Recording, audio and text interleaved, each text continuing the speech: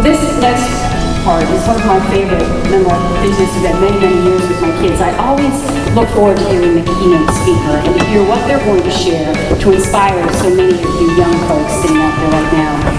Now I'd like to introduce you to that person. Anthony Perez is the Vice President and Commercial Banking Manager for the Bank of Tampa. As a first-generation American, Anthony doesn't take for granted how hard his family worked when they first moved to this country from Cuba through Spain. In fact, he leans on their story and their early struggles as inspiration for his banking career and his work with Tampa's Hispanic community. He earned a master's in business administration from the University of South Florida and serves on the USF Latin Committee Advisory Committee, as well as the board of directors of the Judeo-Christian Clinic. He also joined the Mayor's Hispanic Advisory Council in 2015, where he is currently in the midst of his second year as the group's chair. And he has just completed a bucket list goal, I believe, completing the Chicago Marathon. Is that right? That is right.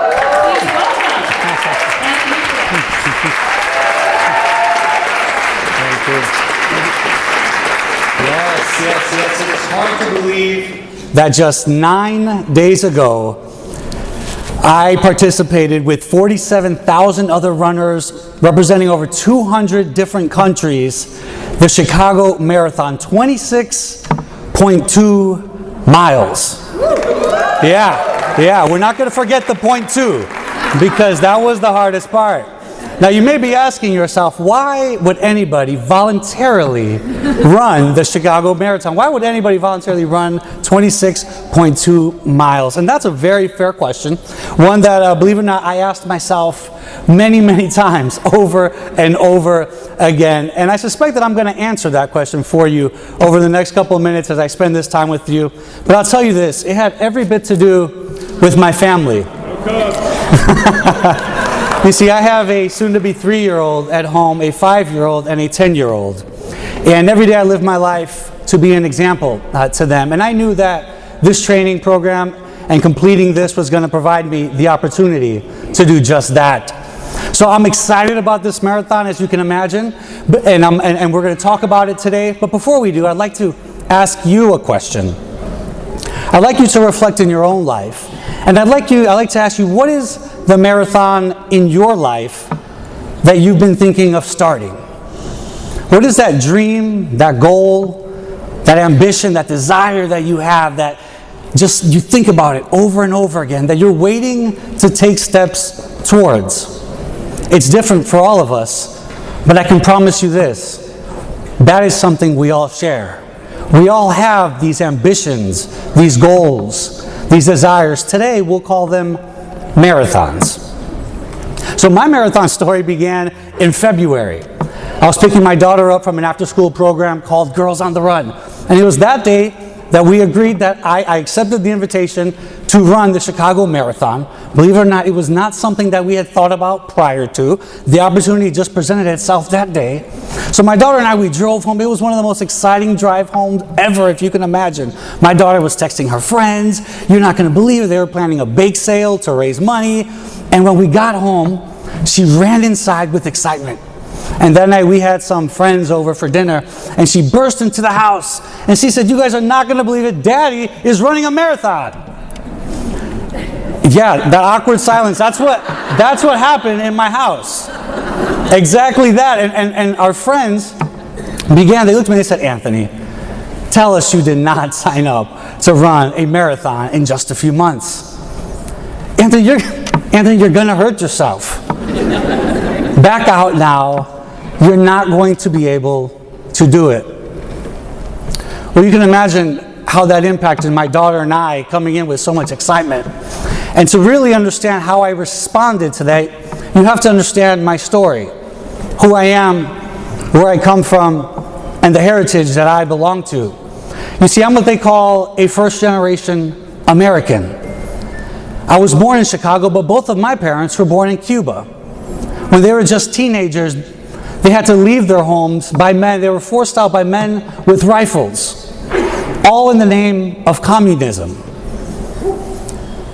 See, I come from the kind of family that had the courage and the boldness to leave in hopes for a better life. They ultimately landed in the city of Chicago, with very little money, living with family, and not even being able to speak English. Now, from the outside looking in, one would say, my goodness, what an awful situation. I don't know if that family's ever going to be able to get back on their feet. But you know, the funny part is when I talk to my parents and I talk to my grandparents, that's not the story they tell me. They were excited. They were full of hope, and when they reflect on those years, those were the most joyous times of their life. They knew they were in the United States of America. They knew that this was a country that rewarded hard work. It rewarded integrity. This was a country that your circumstances did not define you. If you wanted to change your circumstances, you could work harder. Young people, you could do better in school. You could give more of yourself, and your circumstances were going to change. And that's exactly what my family did. With the few dollars that they had, they bought a car jack, and they began fixing flat tires and doing oil changes. Let me fast forward that story for you. 30 years or so, at the peak of our family's business, we had 11 distribution centers and over 100 employees whose families relied on ours to provide paychecks. It's a story of the American dream. It did not come easy. It came working 364 days a year through the cold Chicago winters, but they did it because they knew that they were responsible to change their circumstances. I want to share a story with you that today I find myself sharing more often. When I was just 9 years old, if you can imagine 9-year-old Anthony, after changing oil and tires one day, my uncle took a different route home. And I remember saying to him, I said, Tío, ¿pa dónde vamos? Where are we going? He said, I want to show you something. After just a few minutes, we ended up amongst the skyscrapers of downtown Chicago, parked on the corner of a busy intersection with floods of people crossing the street. And I said again, Tío, what are we doing here? He said, Tony, look around. Look at all the beautiful people, he called them that day. He said, now look at me. And when I looked at him, see, you have to understand, my uncle was larger than life to me. He was that Tío that you looked up to, who could do no wrong. And he had a tear in his eye that day. And he said, do you know why I'm covered in oil? So that you don't have to be. So that you could be like them. You see, my uncle passed away just a few years ago from an unexpected heart attack at the age of 50. And I don't know that he ever really knew the impact that day had on 9-year-old Anthony. You see, because what my uncle was telling me that day was that there was nothing that I couldn't do, that I had the mindset of a champion. I came from a heritage of sacrifice and hard work to put me in this place where I could be and do whatever it is I wanted if I was willing to work at it. So you can imagine my response when my friends of the family said, Anthony, you can't do this marathon. Oh boy, that is all it took. I'm surprised in hindsight that they even got to stay for dinner that night. I really am. But they did. And after they left, I can tell you, I took the two people who believed in me, my wife and my 10-year-old daughter. And we went to work. They printed up the Couch to Marathon 32-week program. They taped it to my bathroom mirror. God bless my wife. She ordered like 15 things from Amazon. We had Amazon coming for days. We literally got on a first-name basis with our Amazon driver at that period. But we went to work immediately the very next day. And for the next 32 weeks, I poured my heart and soul into that training. I ran when it was raining. I ran when I was on vacation. I ran when I was sick. The days that I had to miss, I made up. I did the program. And I learned so much about myself and what I was capable of. So much. I want to share with you three things, three real key takeaways that I'd like to leave you with. And the first is this: show up. A very simple, fundamental thought, but you have to show up. If you don't show up, nothing happens. You'll never know what could have been unless you just show up. See, all too often we don't show up because we don't think we're qualified enough, or we don't look like the people that are doing it, or that we're not good enough. There's a saying that marathon runners have, and they say, if you'll just show up to the starting line, you've already ran half the race. I believe the same is true in life. That's encouraging, isn't it?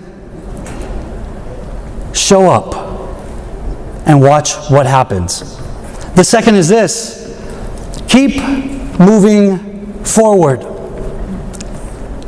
Keep putting one foot in front of the other, despite your circumstances.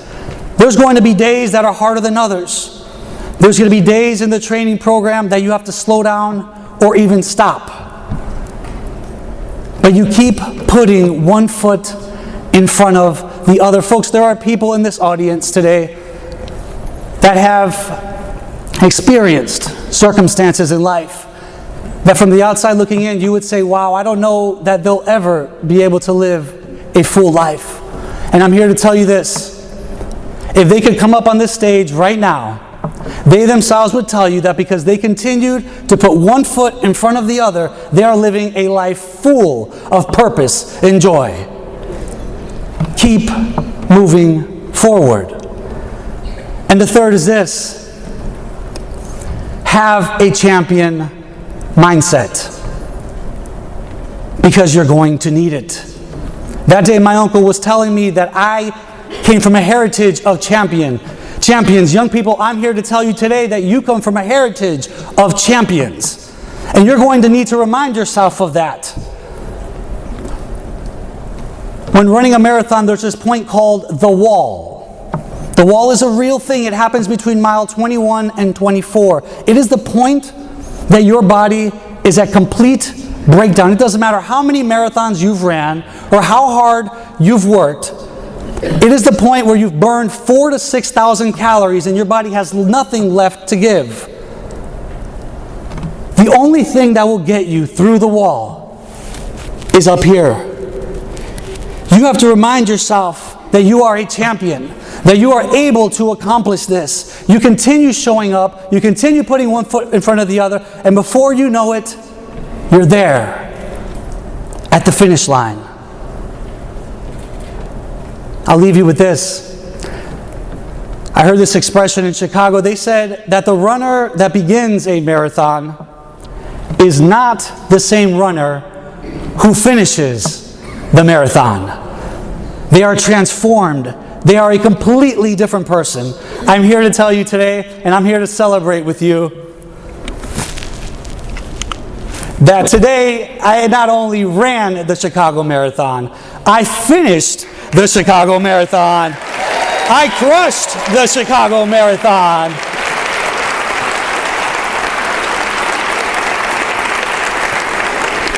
Do that again.